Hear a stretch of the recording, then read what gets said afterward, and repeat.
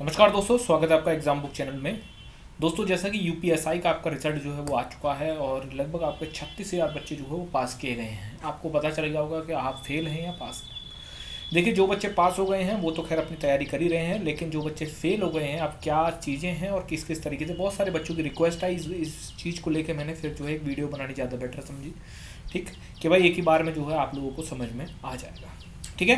तो बहुत सारे बच्चे कह रहे हैं कि धांधली हुई है और इसी वजह से कट ऑफ जो है बहुत ज़्यादा हाई गई है और क्या नाम है, इस चीज़ को लेके जो है काफ़ी ज़्यादा रोष भी है बहुत बच्चों में। ठीक, उन्होंने इतनी मेहनत करी, मेहनत करने के बाद भी जो है अच्छे स्कोर लाने के बाद भी आपका जो है वो सिलेक्शन नहीं हुआ, ये चीज़ गलत है। ठीक है, लेकिन आप उसमें क्या कर सकते हैं, चलिए आगे सारी चीज़ें देख लेते हैं। देखिए, जैसा कि मैंने जब रिजल्ट आया था उससे पहले ही, मैं बहुत पहले से मैंने एक चीज़, कॉमन चीज़ जो मैंने आपको बताई थी वो ये थी कि नॉर्मलाइजेशन जो है वो चीज़ जो है वो ख़राब कर देता है। आपके अच्छे मार्क्स हैं तो भी आपको डर रहता है, आपके ख़राब मार्क्स हैं तो भी आपको डर रहता है। ठीक है, तो नॉर्मलाइजेशन में इस बार भी जो है वो खेल हुआ है। धीरे धीरे चीज़ें पता चल रही हैं, तो पता चल रहा है कि 8 से 10 क्वेश्चन, पहले मैंने बताया था 5 से 6 क्वेश्चन, लेकिन कुछ बच्चों ने बाकायदा अपने जो है जो की थी वो मेरे को भेज के, उसके बाद पता चला कि 8 से 10 क्वेश्चन, मतलब ये अलग अलग बच्चों में वेरी करता है, अलग अलग वेरी करता है। किसी में 3 क्वेश्चन का हुआ है, किसी में 5 का हुआ है, किसी में 7 का हुआ है, किसी में 10 का हुआ है। और ये मैं मार्क्स नहीं है, मैं क्वेश्चन की बात कर रहा हूँ। अगर 10 क्वेश्चन को किसी को वेटेज मिला है तो वो 25 मार्क्स हो गए। ठीक है, क्योंकि भाई 2.5 नंबर का एक क्वेश्चन है, तो सीधी सी बात है, सीधे सीधे 25 मार्क्स हो गए। नॉर्मलाइजेशन ऑलवेज अपना जो है वो रोल अपनाता है। देखिए, दूसरी बात मैं आपको बता दूं, अगर आपको याद होगा तो यूपीएसआई 2016, इसमें क्या हुआ था, इसमें भी वही चीज़ हुई थी। आज चाहो जो है चीज़ें जो है अलग हो गई हों, भाई जिनका जो है चीज़ें हो गई वो भाई चले गए, लेकिन जो सच्चाई है वो सच्चाई रहेगी। और जो इलाहाबाद हाई कोर्ट का डबल बेंच का ऑर्डर था उसमें भी ये बात मेंशन थी कि भाई नॉर्मलाइजेशन का मतलब ये नहीं होता है कि आप किसी को फेल कर दो, फेल वाले को पास कर दो, ये मतलब नहीं होता है नॉर्मलाइजेशन का। दूसरी बात, नॉर्मलाइजेशन में आप इतना बड़ा गैप कैसे रख सकते हैं कि भाई 2-4 क्वेश्चंस का, 2-4 नंबर का गैप, वो अंतर आए तो समझ में आता है। लेकिन यूपीएसआई 2016 में आपको याद होगा कि बहुत अच्छा अच्छा गैप था, 15-15 क्वेश्चन तक का जो है वेटेज आपको दिया गया था। वहाँ पर क्या हुआ कि जो रॉ मार्क्स जिसके जिसके 50% था उस टाइम पे, 50% आपका जिसके नंबर थे, वो एंड में जो है वो बाहर हो गए।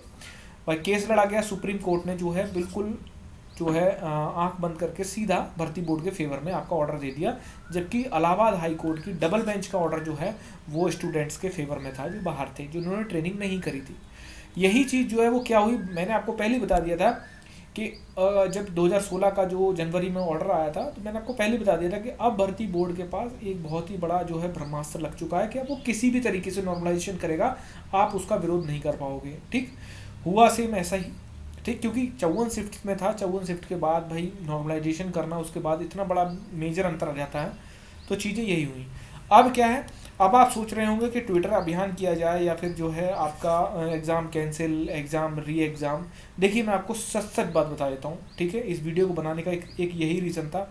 मैं आपको क्लियरली एक चीज़ मेंशन कर देता हूँ कि अब दोस्तों कोई भी चांस नहीं है, कोई भी चांस नहीं है। आप कुछ भी कर लीजिए भाई, आपको कम से कम नवंबर में आपने पेपर दिया और आपको जाके अप्रैल में अपना अपना अंजाम पता चल गया कि आपका नहीं हुआ है, तो आप कम से कम ये तो है कि भाई आप तैयारी चाहो 2 साल से कर रहे हो, वो मैटर नहीं करता। रिटन एग्ज़ाम देने से लेके और अप्रैल तक की जो बीच की दूरी है वो है 5 से 6 महीने। आपको इसके बीच में पता चल गया कि आपका नहीं हुआ, फर्दर आप किसी भी एग्ज़ाम के लिए या फिर किसी भी चीज़ के लिए आप तैयारी कर लीजिए। ठीक, लेकिन यूपीएसआई 2016 में क्या हुआ था भाई, तो 2017 दिसंबर में पेपर हुआ था, 2017 दिसंबर में पेपर हुआ था, और उन्हें जनवरी 2022 में जाके पता चला कि उनका नहीं हो रहा है। ठीक है, उनका नहीं हो रहा है। भाई अप्रैल 2019 में उनको रिजल्ट आया था, उनका फाइनल रिजल्ट आया था, क्योंकि आपको रिटन नहीं क्वालिफाई हुआ ये तो पता चल गया कि हमारा तो रिटन ही नहीं हुआ, लेकिन उनका रिटन भी क्वालिफाई हुआ था, और उसके बाद जो है दौड़ भी लगाई, सब कुछ करा, और एंड में जाकर उनसे ये कहा गया कि आप तो रिटन में फेल थे।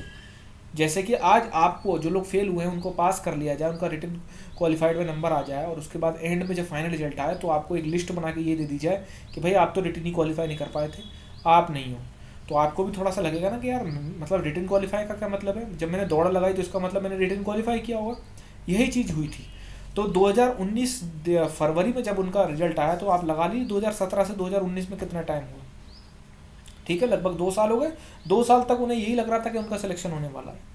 ठीक।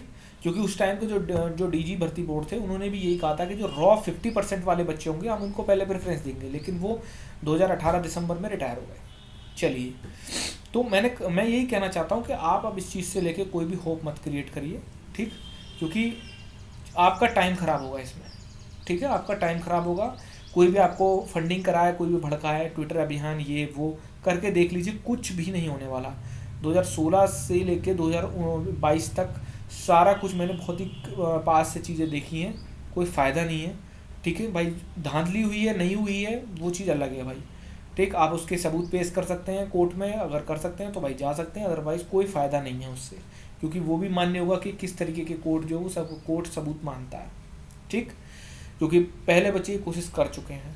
तो भाई ये चीज़ है, ट्विटर अभियान, री एग्ज़ाम कैंसिल वगैरह ये कुछ नहीं है। अगर ऐसा कुछ सरकार का या फिर भर्ती बोर्ड का कोई होता, कुछ अगर इनका प्लान होता तो ये रिटर्न का रिजल्ट ना देते, DBPST की डेट ना देते।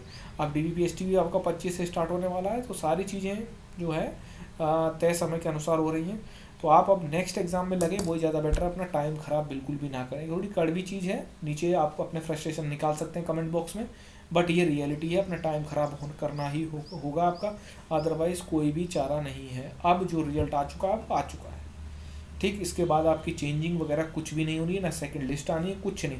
36,161 बच्चों में से इनको 9,500 बच्चे मिल जाएंगे आराम से, ठीक। अब ये देखना है कि फाइनल में आपका किस किस का सिलेक्शन होता है। धन्यवाद।